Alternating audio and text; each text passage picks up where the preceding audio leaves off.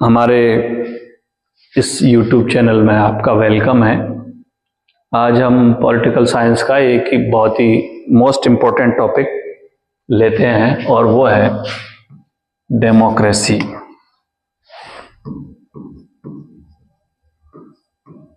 हर exam में और political science के हर सिलेबस में ये टॉपिक रहता है, जिसको हम हिंदी में बोलते हैं लोकतंत्र।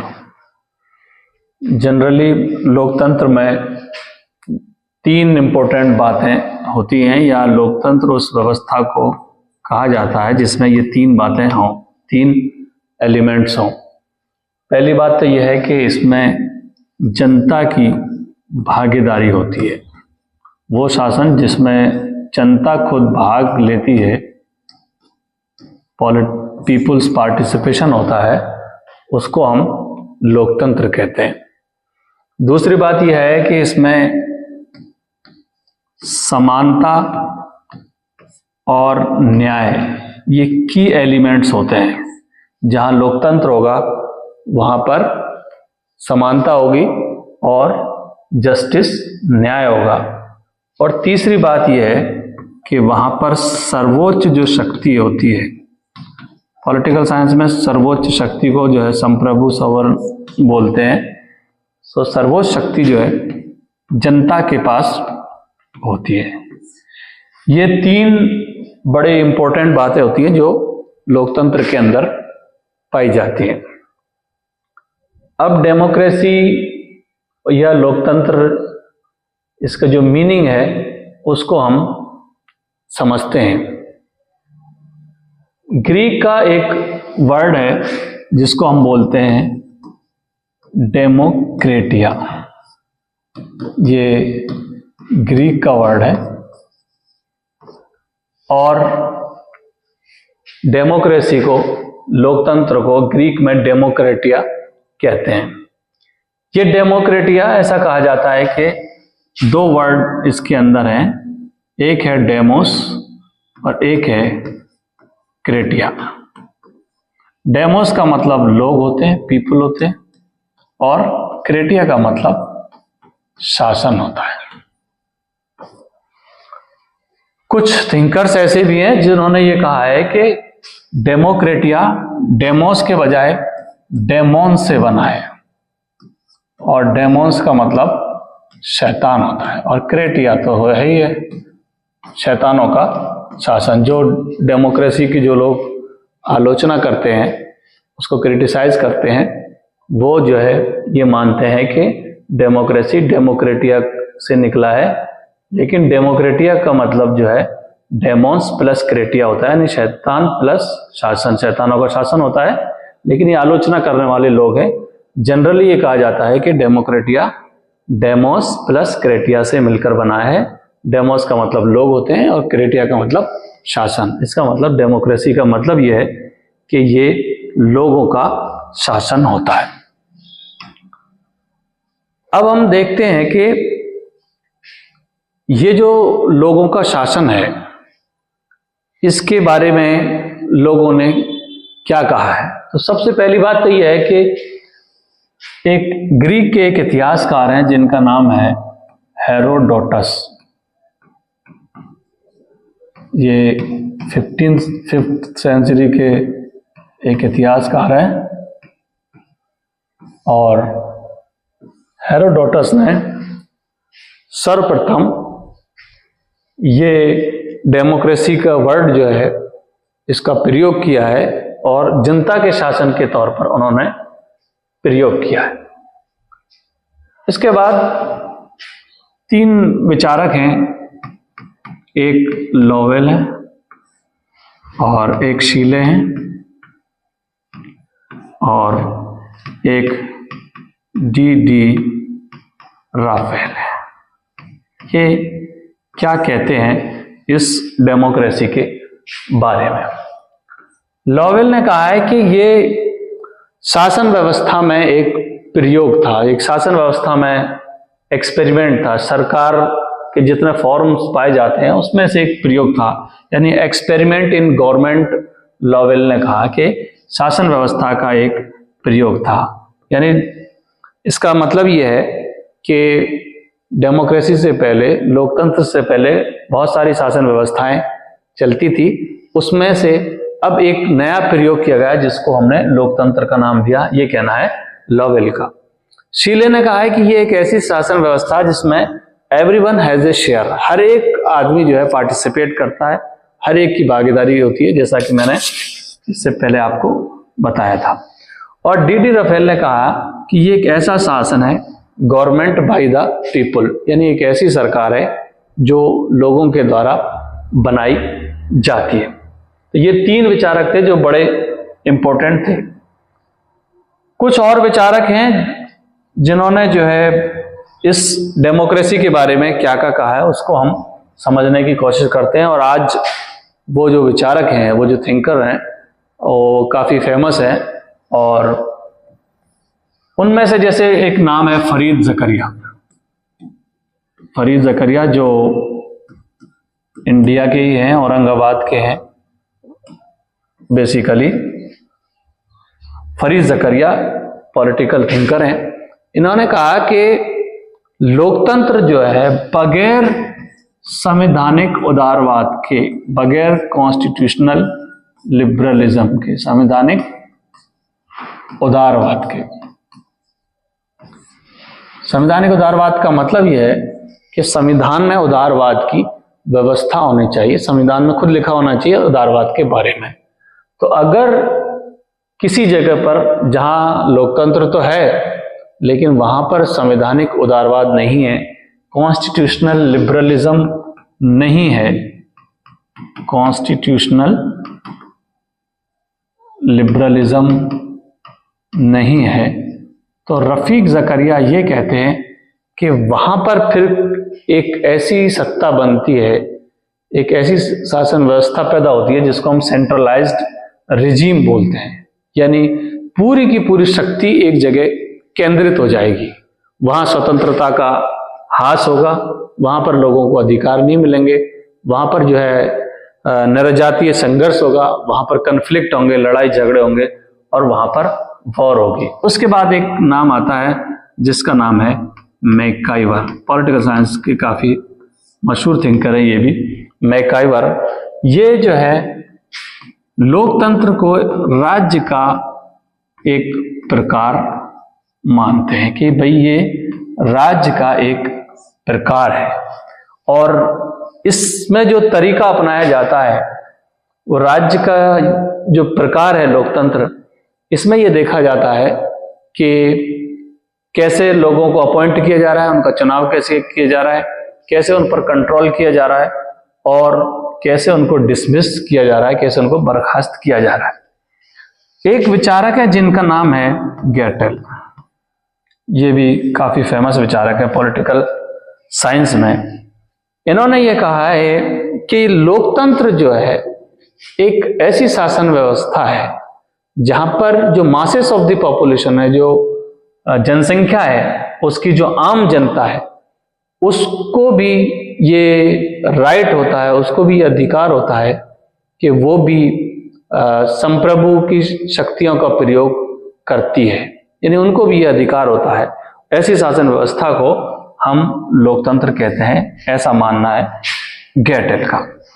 एक विचारक है जिनका नाम है जेम्स ब्राइस। जेम्स ब्राइस के बारे में हम आगे भी पढ़ेंगे, लेकिन यहाँ क्योंकि हम लोकतंत्र की जो परिभाषा दी है लोगों ने या उन्होंने क्या कहा है ये पढ़ रहे हैं। तो जेम्स ब्राइस ने ये कहा है कि है तो ये जनता का शासन, लेकिन इसमें जो जनता है, जो संप्रभु है, यानी यहां पर जो है संप्रभुता जनता ही के पास है, लेकिन जनता अपनी संप्रभुता का जो प्रयोग करती है वो करती है वोट के माध्यम से, वोट का सहारा लेती है और उस वोट के माध्यम से जनता अपनी संप्रभुता की, अपनी सॉवरेनिटी का प्रयोग करती है। और एक आखिरी जो विचारक हैं वो भी जो हमारे यहाँ के हैं, अमर्त्य सेन। अमर्त्य सेन लोकतंत्र को जो है विकास से जोड़ देते हैं। वो ये कहते हैं कि विकास लोकतंत्र के लिए बड़ी आवश्यक चीज है और लोकतंत्र के लिए विकास आवश्यक चीज है, यानी दोनों को वो बड़े पारस्परिक कहते हैं। वो कहते हैं कि विकास के लिए लोकतंत्र जरूरी है और लोकतंत्र के लिए विकास जरूरी है। एक बड़े इंपॉर्टेंट थिंकर हैं जिनका नाम है सैमुअल पी हंटिंगटन, बहुत फेमस विचारक हैं सैमुअल पी हंटिंगटन।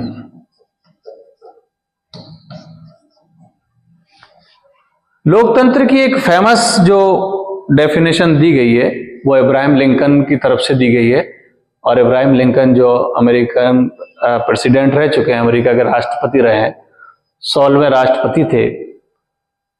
उन्होंने जो है लोकतंत्र की गेट्सबर्ग सम्मेलन हुआ था, और गेट्सबर्ग सम्मेलन 1863 में हुआ था। वहां पर लोकतंत्र की उन्होंने काफी फेमस जो है परिभाषा दी थी कि डेमोक्रेसी जो है एक शासन व्यवस्था का नाम है। Democracy is a government of the people by the people for the people, यानी ऐसी शासन व्यवस्था है लोगों का, लोगों के लिए, लोगों के द्वारा शासन लोकतंत्र कहलाता है। अमेरिका के सैमुअल पी हंटिंगटन है जो काफी मशहूर हुए क्लैश ऑफ सिविलाइजेशन इनकी बुक की वजह से। Samuel P Huntington Harvard university में प्रोफेसर थे और वहां के सेंटर फॉर इंटरनेशनल रिलेशंस में उन्होंने जो है टीचिंग की है। सैमुअल पी हंटिंगटन की एक किताब है जिसका नाम है थर्ड वेव, डेमोक्रेटाइजेशन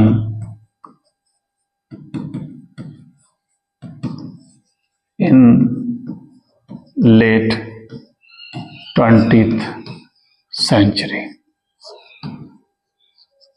इस किताब में उन्होंने परिभाषा तो नहीं दी कोई, लेकिन इस किताब में उन्होंने ये बताया है कि ये जो डेमोक्रेसी है इसकी लहर आती है, ये डेमोक्रेसी, और इसकी 3 लहर अब तक आ चुकी हैं, और उसका एक पूरा चार्ट इन्होंने जो है प्रस्तुत किया है इस किताब के अंदर, third wave democratization in the late 20th century. इन्होंने कहा है कि जो फर्स्ट वेव थी, जो फर्स्ट वेव कहते हैं लहर को, यानी जो पहली जो लहर थी और जिसको वो कहता है लॉन्ग वेव, यानी बड़ी एक लहर आई थी, एक बड़ी लहर आई थी,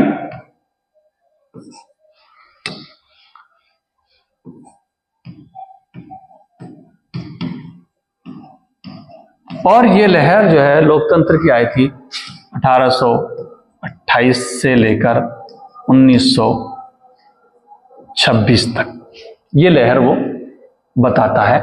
और इस लहर के अंदर जो वेस्टर्न कंट्रीज हैं वहां पर जो है लोकतंत्र ने जन्म लिया, उन लोगों ने लोकतंत्र को अडॉप्ट किया, जिसमें अमेरिका ने 1828 में जो है इसको अडॉप्ट किया, और लोगों को जो है यूनिवर्सल सफरेज मिला, यानी उनको वोट देने का अधिकार मिला, लोगों को जो है राजनीतिक समानता मिली, यानी सब लोगों को वोट देने का अधिकार दिया गया। लेकिन इस पहली लहर के बाद वो ये कहता है कि एक दूसरी लहर, एक दूसरी रिवर्स वेव आती है, दूसरी उल्टी एक लहर आती है, और वो लहर जो है आती है 1922 से लेकर 1942 में। इसमें ये होता है कि जो यहां पर जो पहली लहर के अंदर जो लोकतंत्र अडॉप्ट किया था लोगों ने, दोबारा वो जो डेमोक्रेसी है वो डिक्टेटरशिप में बदल गई, या लोगों ने लोकतंत्र से अपने आप को जो है दूर कर लिया, जिसको वो बोलता है फर्स्ट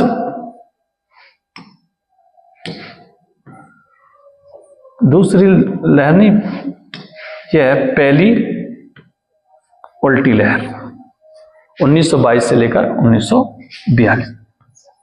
अब वो कहता है कि एक और जो है एक सेकेंड वेव आती है, एक दूसरी लहर जो है लोकतंत्र की आती है, जो शॉर्ट होती है, ज्यादा बड़ी नहीं थी, और वो ये कहता है कि ये जो है 1943 से लेकर 1962 तक आती है। ये जो सेकेंड वेव है, इसमें कई मुल्कों ने जो है लोकतंत्र को अपनाया है। इस सेकेंड वेव के अंदर जो है अगर हम देखें तो पश्चिमी जर्मनी है, जापान है, ऑस्ट्रिया है, यहाँ पर जो है लोकतंत्र देखने को मिलता है। लेकिन इसके बाद इमीडिएटली जो है एक दूसरी जो है रिवर्स वेव आती है, यानी कि यहाँ जिन लोगों ने, जिन देशों ने लोकतंत्र को अपनाया था, अब उन्होंने जो है लोकतंत्र से पलटी मारना शुरू कर दिया है, लोकतंत्र को छोड़ना शुरू कर दिया है। और वो है 1958 से लेकर 1975 तक। ऐसा क्यों हुआ? क्योंकि ये यहाँ जो सेकेंड वेव के अंदर जो लोकतंत्र जिन देशों ने अडॉप्ट किया था, अपनाया था, वो ज्यादातर वो लोग थे, ज्यादातर वो देश थे जहां उपनिवेशवाद था। चुनांचे जैसे ही उपनिवेशवाद खत्म हुआ तो इन्होंने जो है लोकतंत्र को अपना लिया, लेकिन वहां की जनता जो है इस योग्य नहीं थी, कैपेबल नहीं थी कि वो लोकतंत्र को चला सके, इसलिए दूसरी लहर देखने को मिलती है। अब ये सैमुअल पी हंटिंगटन कहता है कि ये जो तीसरी वेव है ये 1974 से चली आ रही है। इस तीसरी लहर में जो ऑटोक्रेटिक जो रेजिम्स थी, जो निरंकुश जो तंत्र था, वो खत्म हो रहा है। इस तीसरी लहर में जो हमारा जो वैश्विक जो परिदृश्य है वो बदल रहा है, और इस तीसरी लहर के अंदर जो है उदारवाद लोकतंत्र जो है पनप रहा है। लोग उदारवादी लोकतंत्र की तरफ आ रहे हैं। तो ये सैमुअल पी हंटिंगटन का बहुत ही इम्पोर्टेंट जो है मॉडल है कि उन्होंने तीन लहरों की जो है चर्चा की है। और ये जो सेकेंड वेव है, इसमें उन्होंने थर्ड वर्ल्ड कंट्रीज का, यानी जो तीसरा विश्व है, उनके बारे में कहा है, और जिसमें भारत जैसा देश शामिल है, कि भारत के अंदर दूसरी लहर के अंदर लोकतंत्र जो है देखने को मिलता है। ये क्वेश्चन जो है एक एग्जाम में आया था कि सैमुअल पी हंटिंगटन के अनुसार भारत के अंदर जो लोकतंत्र है वो किस लहर के अंदर आया, तो वो दूसरी लहर के अंदर आया। आज की इस क्लास में हम इतना ही, फिर नेक्स्ट क्लास में आगे देखेंगे।